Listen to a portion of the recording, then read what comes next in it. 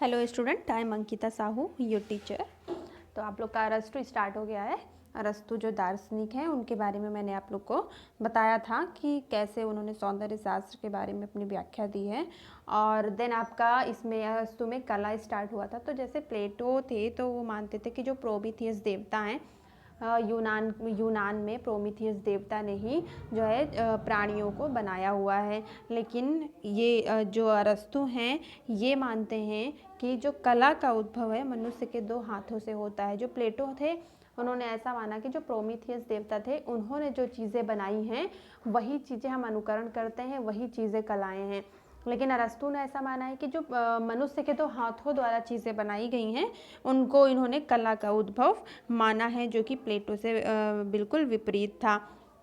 तो ये मैंने लास्ट वीडियो में आपको बताया हुआ था। अभी हम आगे का देखेंगे, लेकिन पहले और आपको रिमाइंड करा देती हूँ कि मैंने लास्ट वीडियो में आप लोग को क्या भेजा था, फिर हम आगे का इसमें देखेंगे कि क्या है। तो ये जो उदाहरण आपको बताया प्रोमीथियस देवता के द्वारा जो प्लेटो की कला मानी गई है और मनुष्य के हाथों द्वारा बनाई गई जो कला है वो अरस्तु ने माना है। तो इन दोनों में यहाँ से ये एक उदाहरण है जो डिफरेंस देखने को मिलता है कि दोनों के विचार कुछ भिन्न थे, अरस्तु के और प्लेटो के। तो अरस्तु जो है वो वैज्ञानिक व्याख्या देते थे और ये ऐसा मानते थे कि सृजनात्मकता ही कला है, जो हमारी क्रिएटिविटी है वही कलाएं हैं। इन्होंने अनुकरण के सिद्धांत को माना तो है, लेकिन उसमें कुछ अपने नए विचार इन्होंने दिए हुए हैं। तो जो अरस्तु का अनुकरण का सिद्धांत है जो प्लेटो ने दिया था, उसी को ये आगे बढ़ाते हुए अरस्तु ने बोला हुआ इसी में। तो मूल रूप से अरस्तु ने अपने पूर्व आचार्य सुकरात और प्लेटो का अनुकरण सिद्धांत ही माना था, किंतु इन्होंने कला के अनुकरण को सिद्धांत जो था उसको एक नया रूप दिया था।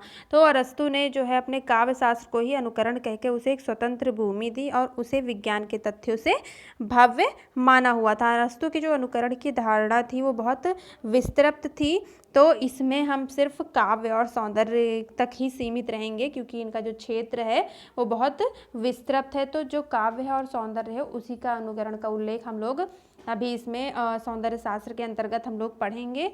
तो इन्होंने बताया था कि अरस्तु ने बोला था कि उनके अनुसार बाह्य प्राकृतिक का ही नहीं मानव अंतः प्राकृतिक का भी अनुकरण करता है। तो ये जो है अंतः और बाह्य दोनों तरह के अनुकरण करता है, बल्कि जो अंतः है हमारी जो उनकी संभावनाएं हैं उनका अनुकरण मानव करता है। और उन्होंने कहा था अरस्तु ने कि जो प्रत्येक कला और शिक्षा पद्धति का लक्ष्य अधूरे कामों को पूरा करना है जो प्राकृतिक से बचे रह गए हैं। तो अर्थात कला और शिक्षा दोनों ही प्राकृतिक के अधूरे कार्य को पूरा करते हैं। तो अरस्तु ऐसा मानते हैं कि जो अधूरी चीज़ें रह गई थी तो वो कौन पूरा करता है, कलाएं और शिक्षा जो है उन अधूरे कामों को पूर्ण करने में सहायक मानी गई हैं। तो अरस्तु ने माना है कि जो अनुकृति से प्राप्त आनंद है वो सहज है। अब देखिए इन्होंने एक एग्जाम्पल के तौर पे भी बताया हुआ था कि हम कोई चीज़ देखते हैं तो पसंद आती, हमें बाहरी रूप में देखते हैं तो हमें वो पसंद आती है। जैसे उन्होंने बोला कि हाँ ये फूल है, तो ये फूल को देख के हमने समझ लिया कि हाँ ये फूल है, लेकिन हम बुद्धि के द्वारा उसके बारे में पहचानेंगे, उसके गुण पहचानेंगे कि हाँ इसमें खुशबू है, तो ये फूल देखने में तो अच्छा है ही, इसके साथ साथ खुशबू भी है। तो ये अंतः और बाह्य दोनों तरह के गुण उसमें माने हैं, किसने, अरस्तु ने माने हैं। तो आगे का आपका इसमें बाकी रह गया था जो अरस्तु। अभी हम आगे देखते हैं कि उनके और क्या विचार हैं और क्या तथ्य हैं सौंदर्य शास्त्र को लेके। तो इसके साथ ही अनुकरण में असंतुलन में संतुलन, अव्यवस्था में व्यवस्था लाना, प्राकृतिक के अपूर्ण को पूर्ण करना भी होता है। अरस्तु ने बताया हुआ है कि अनुकरण में असंतुलन के साथ साथ संतुलन भी अपने आप बनाना चाहिए। जो चीज़ें अव्यवस्थित हैं उनको व्यवस्थित करना चाहिए, व्यवस्था में लाना चाहिए, और जो प्राकृतिक के द्वारा अपूर्ण है उसको पूर्ण करना चाहिए। तो अनुकरण से इनका ये तात्पर्य है कि अगर हम किसी चीज़ की अनुकृति करते हैं तो उसमें जो कमी रह गई हैं उन कमियों को हम अपनी तरफ से या अपनी तरह से पूरा कर सकते हैं। अतः अरस्तु के अनुसार कला केवल अनुकरण नहीं रचनात्मकता की गई है। तो अरस्तू के अनुसार मैंने बताया कि ये जो है अनुकरण का सिद्धांत ये थोड़ा अलग तरह से देते हैं, इनकी धारणाएं थोड़ा अलग हैं। तो अरस्तू के अनुसार कला केवल अनुकरण नहीं है, कॉपी करना उसका मतलब नहीं है, रचनात्मक की गई है। तो उसमें एक अलग सी रचना, अरस्तू ने बोला है कि कलाओं में एक अलग सी रचना होती है। अनुकरण करने के लिए लिए गए विषय प्राकृतिक जीवन का बाह्य रूप और अतरंग रूप जैसे विचार, अनुभूति, कल्पना आदि भी हो सकती है। तो अनुकरण के लिए जो हम टॉपिक लेते हैं, जरूरी नहीं कि वो सिर्फ जो सामने दिख रहा है वही हो, जो हम अनुकरण जिसका कर रहे हैं, जिसको देख के बना रहे हैं, नकल कर रहे हैं। तो प्राकृतिक जीवन का बाह्य रूप और अतरंग रूप, जो बाह्य रूप है उसकी भी अनुकृति करते हैं, जो उसका आंतरिक रूप है उसकी भी अनुकृति करते हैं, जैसे विचार, अनुभूति, कल्पना आदि भी हो सकता है। तो ये सारी चीज़ें क्या है, अतरंग है, हमारे अंदर हैं ये। तो ये जो है वो आंतरिक गुण हैं हमारे। तो जरूरी नहीं कि जो हम सिर्फ बाहर देख रहे हैं, बाह्य रूप देख रहे हैं, भौतिक रूप देख रहे हैं, उसी का अनुकरण करें। जो हमारे अंदर हैं, जैसे विचार, अनुभूति और कल्पना, इनकी भी हम अनुकृति कर सकते हैं। कला के अनुकरण वस्तु के 3 रूपों का हो सकता है। अब देखिए, जब हम कलाओं का अनुकरण करते हैं तो उन वस्तुओं के 3 रूप बताए हैं कि वो 3 रूपों में हो सकता है। तो कौन कौन सा है?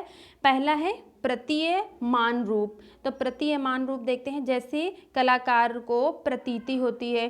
अब देखिए, जैसे वो सामने प्रतीत करता है, सामने देखता है, तो वैसा बनाता है वो, ये एक प्रतीयमान रूप हो गया अनुकरण का। अब दूसरा देखते हैं क्या है, संभाव्य रूप, जैसी वह हो सकती है।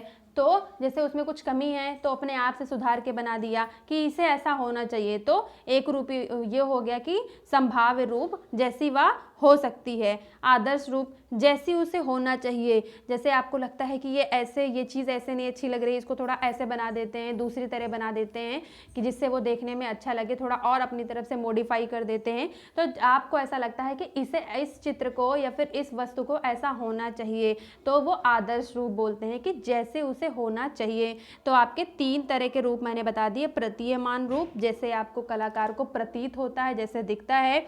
फिर संभाव्य रूप, जैसी वह हो सकती है, मतलब आप उसमें कोशिश करेंगे कि इसे हम ऐसा बनाएं। और आदर्श रूप, जैसे उसे होना चाहिए, आप उसे कंप्लीट करके पूरा वो चीज़ दें कि ऐसा, हाँ इसे ऐसा होना चाहिए था। तो ये 3 रूप उन्होंने कला के अनुकरण के रूप 3 बताए गए हैं। किसने? अरस्तू ने। अतः स्पष्ट है कि अरस्तू का अनुकरण भावात्मक और कल्पनात्मक पुनः सृजन है।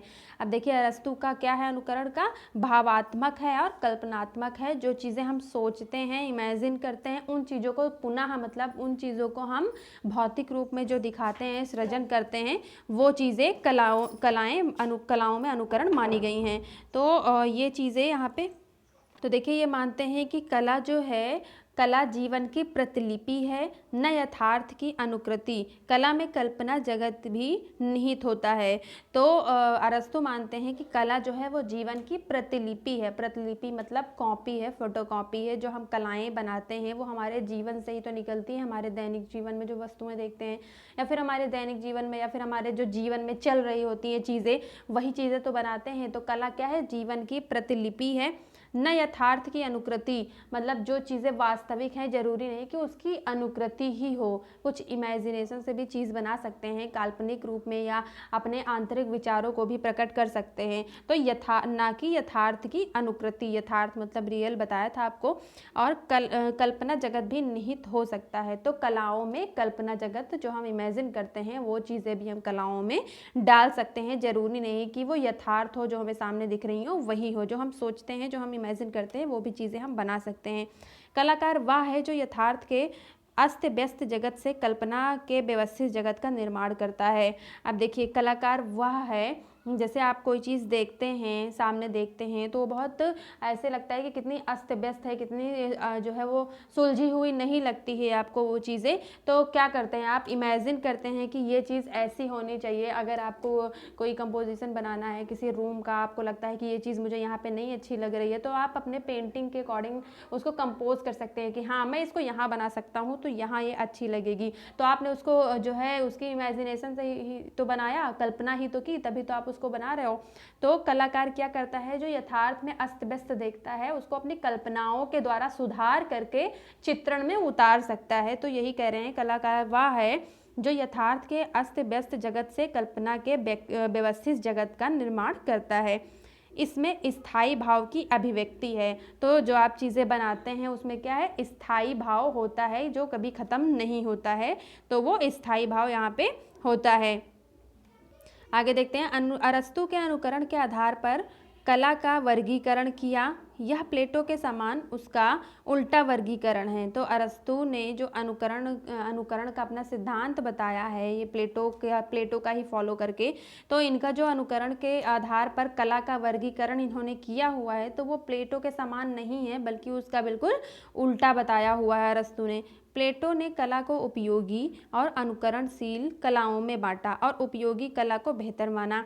अब देखिए, मैंने आप लोग को बताया था कि जो प्लेटो हैं वो उपयोगी कला को अधिक महत्व देते हैं। तो जैसे उन्होंने कलाकार की अपेक्षा बढ़ई को श्रेष्ठ माना था, तो यही कह रहे हैं कि प्लेटो जो है वो कला को उपयोगी और अनुकरणशील कलाओं में बांटा। दो कलाओं में बांटा था, एक उपयोगी होती है जो, और एक अनुकरणशील होती है जो हम सामने कॉपी करके बनाते हैं वो। तो इन दोनों में, अनुकरण वाली में और उपयोगिता वाली कलाओं में, उन्होंने उपयोगी कला को, इस प्रकार प्लेटो ने जो है वो उपयोगी कला को बेहतर माना था अनुकरणशील वाली कला से। अरस्तु ने कलाओं को अनुकरणमयी और उपयोगी बताया पर अनुकरणात्मक कलाओं को श्रेष्ठ माना है।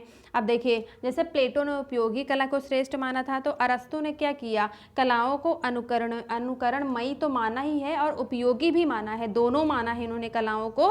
पर इन्होंने अनुकरणात्मक कलाओं को, जो चीज़ें हम देखते हैं कॉपी करते हैं, उनको इन्होंने ज़्यादा श्रेष्ठ माना है बजाय उपयोगिता के। उपयोगिता की अपेक्षा ये जो है, जो अनुकरण वाली कलाएं हैं उनको ज़्यादा श्रेष्ठ माना है, जो हम कॉपी करके बनाते हैं उनको, बल्कि प्लेटो ने जो है वो उपयोगिता को महत्व दिया था ज़्यादा। अरस्तु ने अनुकरण के आधार पर कला के वर्गीकरण किए हुए हैं, जो जिनके 3 रूप बताए हैं।